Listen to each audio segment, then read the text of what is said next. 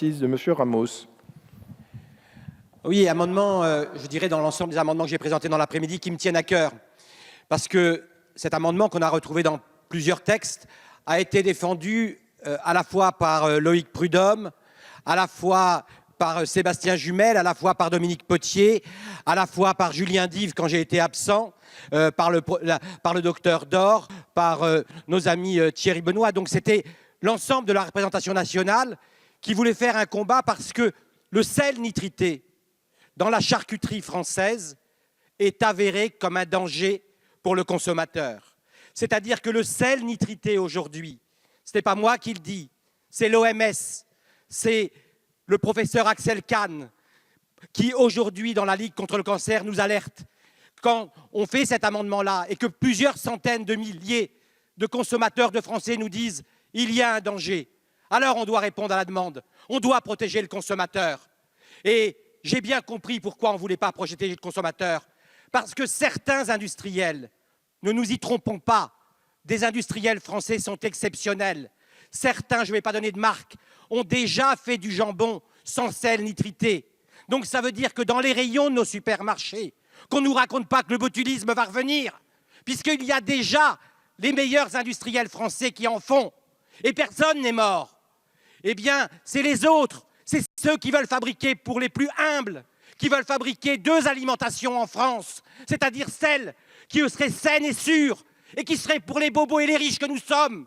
Et il y aurait celle des pauvres qui auraient droit de ne pas avoir le même sujet. Alors, c'est vrai, je déborde peut-être un peu, mais je trouve qu'aujourd'hui, on doit, dans cette affaire-là, protéger le consommateur contre ces industriels qui ne sont pas corrects, qui ne pensent qu'à faire du fric sur la santé de certains. Alors, je vous le demande simplement, faisons en sorte qu'on puisse dire au consommateur qu'il y a du sel nitrité, clairement. Il choisira, mais il a le droit de savoir. Alors faisons en sorte que la France porte ce combat sur une alimentation saine, durable et accessible à tous. Merci, Monsieur Ramos. Madame la rapporteure.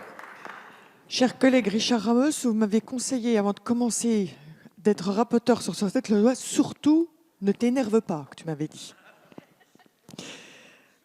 Vous savez combien ce sujet m'interpelle et on a déjà eu de longues discussions les deux à ce sujet.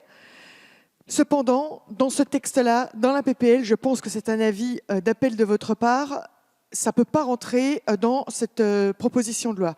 Par contre, nous pourrions peut-être avoir ensemble une mission d'information qui pourrait aller plus loin, qui aurait le but, en tout cas, d'éclairer et d'aller plus loin, avoir un travail plus profond, en tout cas, à ce sujet-là. Merci beaucoup. Monsieur le Président Lescure, vous souhaitez intervenir. Vous avez la parole. Merci, Monsieur le Président. Franchement, Monsieur Ramos, d'abord, j'aimerais vous remercier, vous féliciter pour avoir porté ce sujet, et pas seulement aujourd'hui, avec la verve qui vous caractérise. Vous m'avez, franchement, personnellement, ouvert les yeux sur ce sujet qui est un sujet important. J'ai eu l'occasion d'en parler avec un certain nombre de transformateurs, dont ceux auxquels vous avez fait référence, sans les citer, qui sont, je pense, en avant et qui sont des transformateurs français dont on peut être fier, je pense, et qui ont décidé d'avancer sur ce sujet important. Donc vraiment, de tout cœur, merci. Je voudrais vous remercier de nous avoir donné un scoop aujourd'hui, c'est que vous êtes un bobo. Vous l'avez dit, hein? Ça, vous m'avez surpris, parce que je ne vous mettais pas dans cette catégorie. Il n'a ni le look ni le comportement. Je pense qu'il est bien plus que ça et bien mieux que ça. 3, plus sérieusement, et Madame la rapporteure vient d'y faire référence, moi je pense qu'il est temps qu'on avance de manière formelle sur ce sujet au sein de la Commission des affaires économiques. Je ne suis pas persuadé de m'être fait complètement une tête sur je dirais, l'opportunité aujourd'hui de votre amendement, mais je suis convaincu qu'on se doit, dans cette maison, de se saisir de ce sujet et de le traiter, j'allais dire sérieusement, au-delà des quelques députés dont vous avez fait mention qui s'en sont saisis jusqu'à présent. Et donc moi j'aimerais qu'on puisse faire une mission flash, hein. L'idée c'est pas d'y passer des mois ou des années, mais une mission flash au sein de la Commission des affaires économiques à laquelle vous serez associés. Vous avez cité quelques autres parlementaires qui à mon avis sont très intéressés sur ce sujet pour que dès la rentrée on puisse se saisir de ce sujet formellement et le traiter au sein de la Commission des affaires économiques. Si cette solution vous agrée, évidemment, je vous suggérerais de retirer cet amendement et d'aller jusqu'au bout sur ce sujet qui vous est cher et qui, depuis quelques mois, grâce à vous, m'est cher également. Merci beaucoup, Monsieur le Président. Monsieur le Ministre, quel est l'avis du gouvernement sur l'amendement? Merci, Monsieur le Président. Alors, M. Ramos a une verve que l'on connaît très bien. Nous avons déjà eu cette discussion. Et elle n'est peut-être pas encore légendaire, mais elle est suffisamment forte pour interpeller votre Assemblée. Donc moi, je retiens la proposition qui vient d'être faite par la rapporteure et par le président de la Commission. Donc moi, je trouve que si vous retiriez votre amendement et qu'il y ait une mission de la Commission des affaires économiques sur le sujet, moi, je serais très ouvert à ce que les services du ministère vous soient ouverts pour travailler là-dessus et éventuellement avancer avec vous sur ce sujet. Merci, Monsieur le ministre. Monsieur Ramos, l'amendement est-il retiré?